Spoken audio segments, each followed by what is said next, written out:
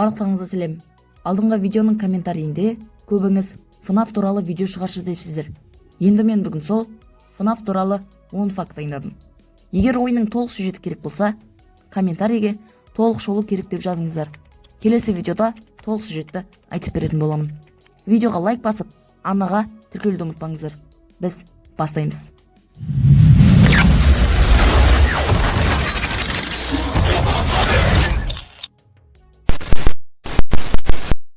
FNAF-тың алғашқы бөлімін, яғни бірінші бөлімін Скотт Каутон 2014 жылы шығарды, және бұл ойын фанаттарға өте қатты ұнады.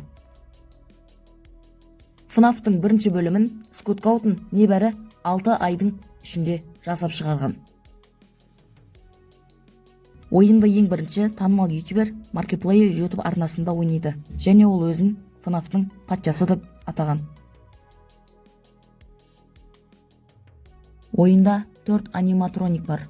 Олар Бонни, Фокси, Чика, Фредди. Және бір құпия аниматроник бар. Ол Голден Бой. Ойыншы түнгі күзетші рөлінде ойнайды. Ол Фреддимен 5 түн өткізуі керек. FNAF әлемінде көп нәрсе мини ойындар мен пасхалкалар арқылы ғана ашылады.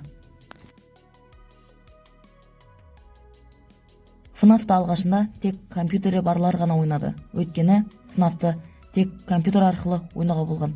Кейін телефон арқылы да ойнау мүмкіндігі пайда болды.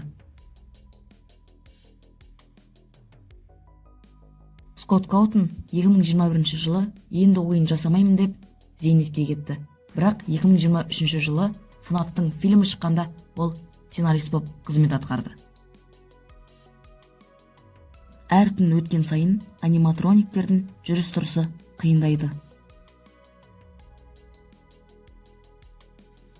FNAF ойыны инди ойындардың ішіндегі ең табыстысы және ең қызығы.